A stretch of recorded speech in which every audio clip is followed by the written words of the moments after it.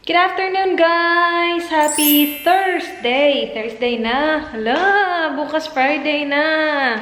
Malamang, after Thursday, Friday. Tapos ko lang maligo, linodry ko lang yung buhok ko, pero hindi ko siya strinate kasi wala lang, dito lang naman ako sa bahay eh. Ipiprepare ko yung magluluto ako ng laing, guys. Diba? Hala, hindi ko natanong si Dan kung kumusta yung breakfast na ginawa natin para sa kanya. Meron pang isa, pero yung isa kinainan niya. Tanungin natin siya mamaya kung kumusta yung breakfast na yun. Kasi, it is something different. Parang, tinikman ko kasi siya ng konti. Mas gusto ko yung may coconut, na may strawberries, na may chia seeds. Yan kasi iba yan eh. Greek yogurt, tapos merong cream. Yeah, and para sa akin kahit na sobrang, hindi naman sobrang dami, pero kahit na napadami na yung sweetener na nilagay ko, hindi pa din siya ganun katamis. And nilagyan ni Dan siguro ng feeling ko nilagyan ni Dan ng nuts kasi na-open eh. Pero yeah, tanongin natin siya mamaya guys kasi hindi ko alam. Hala, asan yung pang ko? Gusto ko magluto ng laing! Laing! Hindi ko alam kung ano yung gagamitin ko. Dalawa kasi to. Dalawang klase. Pero parang pareho lang naman siya ng itsura.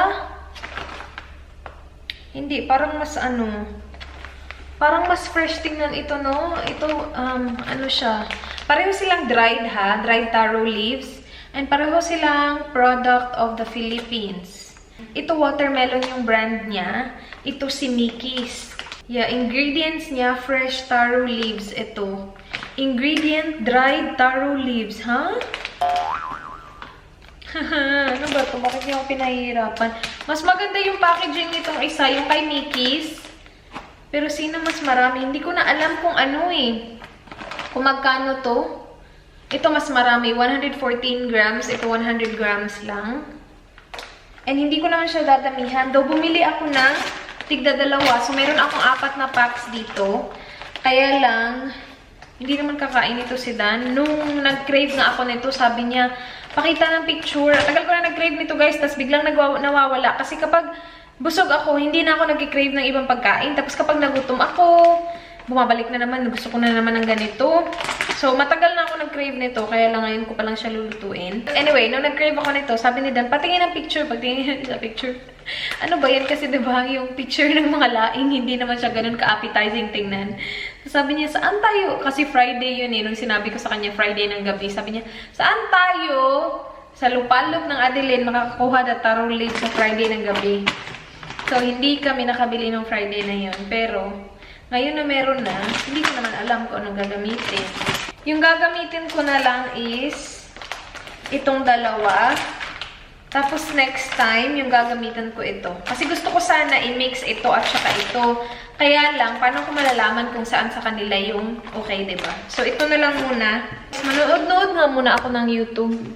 Manood-nood muna ako ng videos. Tingnan ko kung ano yung mga, measurement ng mga ingredients. Ito na guys, na-prepare ko na yung ingredients pero maaga pa, hindi pa ako magluluto. Yung gagamitin ko is isang 100 grams lang kasi yun yung nakita ko kay Panlasang Pinoy. Tingnan nyo, sobrang daming coconut milk at saka coconut cream. Buti na lang meron talaga ako kasi yung binili ko lang, tigda 2 coconut cream, tigda 2 coconut milk. Buti na lang meron pa akong natirang isang coconut milk tsaka isang coconut cream. Tapos meron akong mga ganito. I don't know kung cream to siya or kasi sabi extract ito coconut milk. Pero yung sa ingredients kasi, yung ingredients binasi ko siya kay Panlasang Pinoy. So, yung ingredients niya is parang half a kilo ng pork, 6 cups ng coconut cream, tapos 6 cups ng coconut milk, tapos 100 grams ng taro leaves, tapos half a cup of this. Bagoong. So, meron akong bagoong dito, tapos meron pa ako dito kasi malapit na ito maubos yung isa. Onion, garlic, ginger. Nilakihan ko yung ginger kasi ayoko siyang kainin. And then, meron din akong 3 sili. Sabi kay Panlasang Pinoy, 5 to 6 daw. So, dadagdagan ko yan mamaya. Pero kinat ko na siya. Yan, sobrang daming coconut milk, diba? Pero sabi talaga sa mga video na napanood ko, dapat maraming coconut milk. Kasi, hindi siya magiging laing kung hindi enough yung coconut milk mo. So, yan. Sobrang dami nito. Tapos, ako lang isa kakain. Pwede ko naman siguro siyang i-half. Hindi, okay lang yan. I-freeze ko na lang yung hindi ko makakain. Tapos, kakainin ko in the future kung masarap. Sana masarap. Mag-edit lang ako ng thumbnail while wala pa si Dan. 1 hour later. Guys, ako ay litong-lito na talaga. May mga napanood akong mga videos kung paano lutuin yung laing. Lahat talaga na napanood ko, iba-iba talaga yung pagluto nila. As in, iba-iba. Yung iba may shrimp. Obviously, yung gagamitin ko pork. Pero, sa lahat na napanood ko, ito sa napanood ko lang ha. Kasi guys, wala naman talaga akong kaalam-alam kung paano to lutuin. First of all, hindi ako taga Bicol. And siguro kung taga Bicol man din ako, hindi din ako marunong talaga magluto. So, yung basehan ko lang talaga is yung mga napapanood ko. So, kung mali man po to sa traditional, kung paano man talaga siya lutuin, hindi ko po alam. Kasi hindi ko din talaga alam kung ano talaga yung like saktong pagluto sa kanya. Para sa akin, as long as like okay lang yung lasa, okay lang naman tayo dun, 'di ba? Kasi iba-iba talaga sila lahat. So, itong gagawin ko ngayon, parang halo-halo na siya ng mga napanood ko. So, wala akong specific na video na i-follow. Though yung ingredients ni Panlasang Pinoy, dun ko binasihan yung ingredients ko. Sa lahat din ng video na napanood ko, walang hinugasan yung ganito. So, yun sa napanood ko na isang video, sabi, kailangan himayin daw yung mga dahon kasi meron daw minsan nasasali na hindi daw gabi. Doon mo din daw malalaman kung malinis talaga siya. Sabi ni Nadia Montenegro, kasi napanood ko yung video niya, hindi na daw siya kailangan hugasan as long as malinis naman siya. Yung isang video din na panood ko, sabi hindi na daw kailangan hugasan as long as wala siyang yung mga alikabok-alikabok. And so far, wala naman. As in, kailangan talaga ibuka lahat. Imposible naman na kailangan ibuka lahat. Yung sa isang video na napanood ko kasi sabi, ano daw, i-examine mo daw yung mga leaves kasi minsan daw may mga nasasaling hindi naman dahon ng gabi. Like, kung very similar sila ng itsura, hindi ko din malalaman kung gabi ba yun or ano kasi hindi ko naman alam. Guys, binibreak ko din siya kasi meron din akong napanood na, or actually, nabasa na comment sa isa sa mga pinapanood ko na video ng laing, na kailangan daw hindi sobrang lalaki nung mga dahon. So, while ginagawa ko na lang din naman to, kapag malaki yung na-spread ko na dahon, iano ko siya, pupunitin ko siya ba? Ganon. Pero so, yeah, kapag malaking ganyan, inaano ko lang siya. Dinedivide. Char.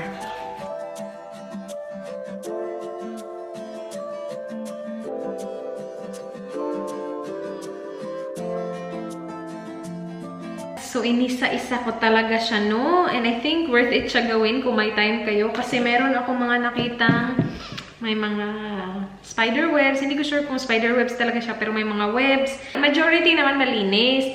I feel like kahit nahugasan mo to ng tubig, hindi mo pa din makukuha yung mga ganun. Ano tawag dito? Nakatupi kasi masyado yung leaves.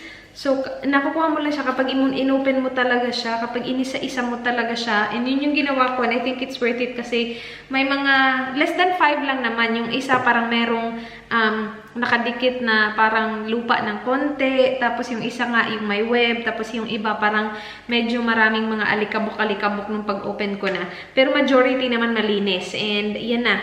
Ready na yan, guys. And nung na-spread ko na sila lahat, ayun, dumami na siya tingnan. Again, hindi ito yung traditional. Hindi ko alam kung paano talaga lutuin ha, yung laing. So, ito yung ginawa ko is yung combination ng mga napanood ko lang.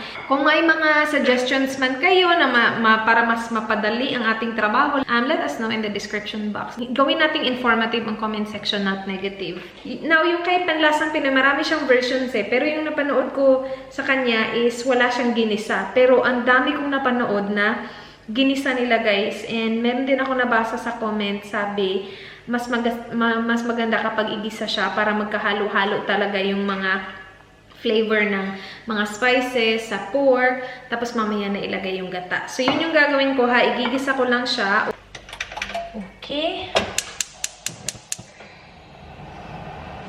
Maglalagay lang ako ng konting oil. Uunahin ko yung garlic. Ayan. Tapos, kapag amoy ko na yung garlic, isusunod ko na agad yung onion, guys. Gumamit ako ng whole onion, pero maliit. Hindi ganun kadami yung oil na nilagay ko kasi yung, pork belly, so meron siyang konting taba. Okay, now, ilalagay ko ang ginger. Sabi ni Nadia Montenegro, nagmamantika daw yung ginger. So, masarap daw kapag ginigisa siya. Kapag amoy ko na yung ginger, isusunod ko na agad yung pork, guys.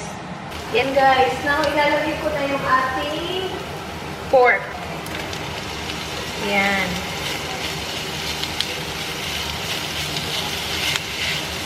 So, yung iba, shrimp yung ginagamit, pero ako, pork ako. Tapos, yung iba, hindi gumagamit ng bagoong. Pero yung majority sa napanood ko, gumamit ng bagoong. Malapit na maluto yung ating pork. Parang okay lang naman kahit hindi siya all the way there kasi papakuluan pa natin yung gata. So, okay na siguro to. Inoff ko yung ilaw para makita yung talaga yung kulay kasi yung ilaw namin yellow. Anyway, ready na ata to. Ilalagay ko na yung gata. Now, sabi nila, may mga napanood ako na inuuna yung coconut cream. Meron naman akong napanood na inuuna yung coconut milk. So, yung unahin ko, coconut milk. Hindi ko alam kung ano yung tama, pero, yeah. Uubusin ko lahat ng coconut milk na meron ako. Ayan, 3 malalaki, 2 maliliit. Tapos, ilalagay ko na yung bagoong, guys. Half a cup ng bagoong.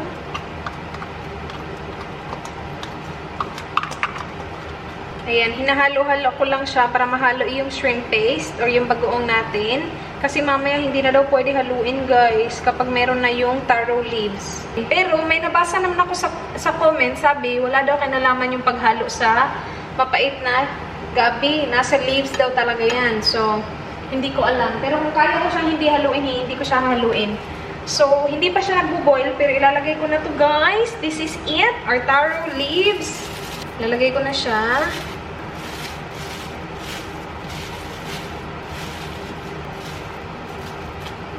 So, hindi daw siya pwedeng ihalo, 'di ba? Press-press lang daw para ma-soak naman yung leaves sa ating coconut cream or coconut milk.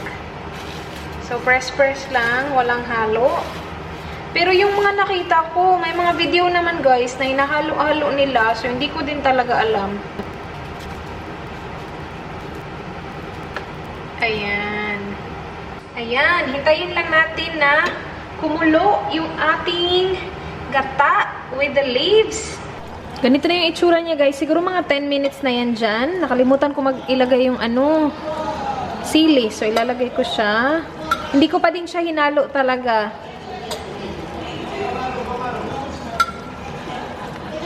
Ayan. Ginawa kong 5 yung sili kasi di ba kanina 3 lang yung kinat ko. Ngayon, 5 na to sila, guys.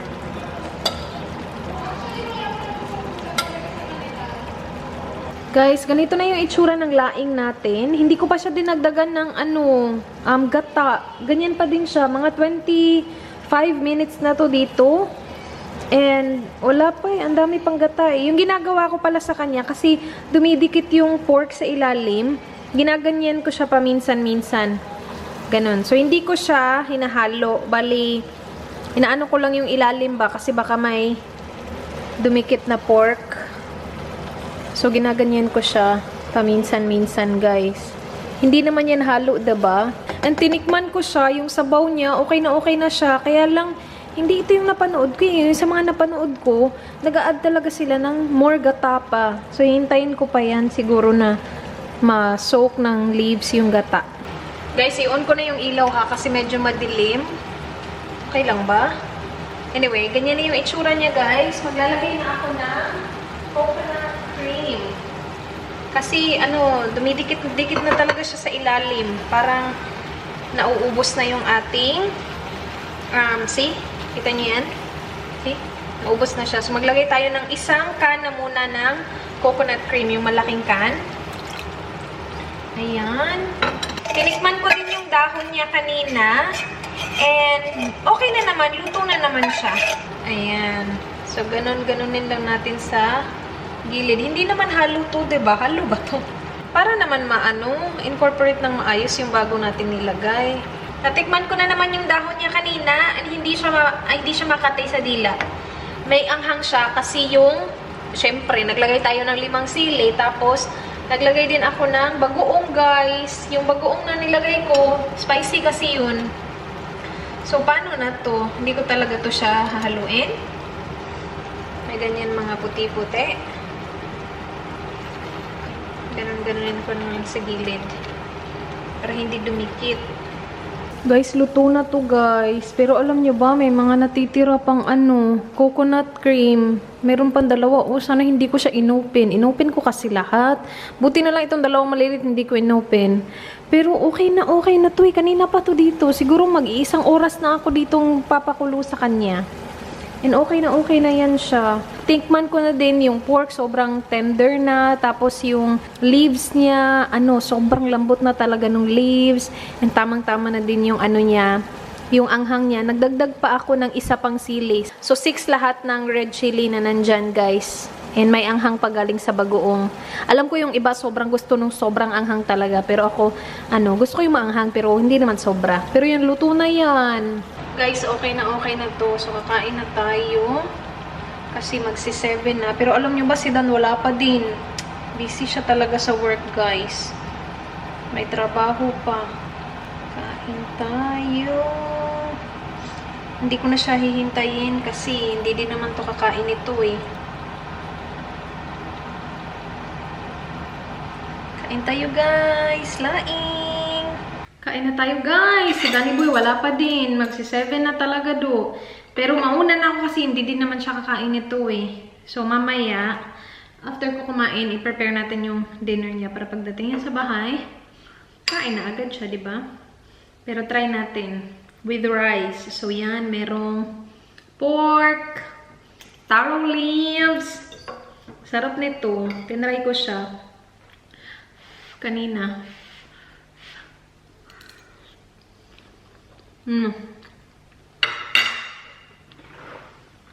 Good. Maanghang siya, pero hindi sobrang anghang. Siguro yung red chili na nabili ko, hindi siya ganun kaanghang. Kasi ang dami yung lagay ko eh, 6. Ang dami ko pang sobra doon. Hindi ko alam nung gagawin ko doon. Yung konti lang kaya ng kailangan ko. Konti nga lang yung rice ko. Hindi naman siya makati. Hindi talaga makati. Hindi ko din naman kasi siya hinalo. Though yun, ginawa ko yun kanina, yung sa sandok. Parang ginaganon ko yung, yung sa pan para hindi dumikit yung pork.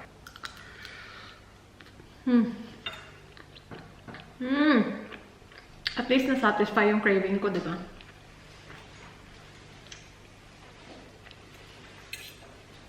You know, making me tea? Okay. What's that? What's that? What, you want it? Babe. Give me his. My wife. Me. You want for me? I like your dinner.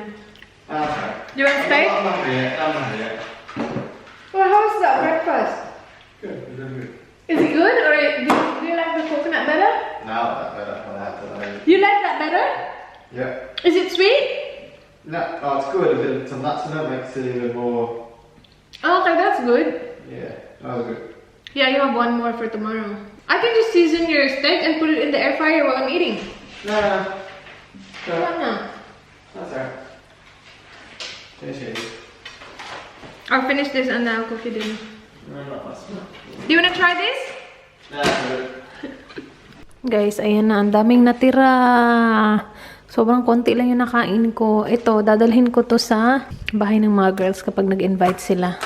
And then ito, ilalagay ko na to sila lahat sa freezer kasi hindi ko to makakain bukas kasi meron akong salad na kailangan ko ubusin bukas.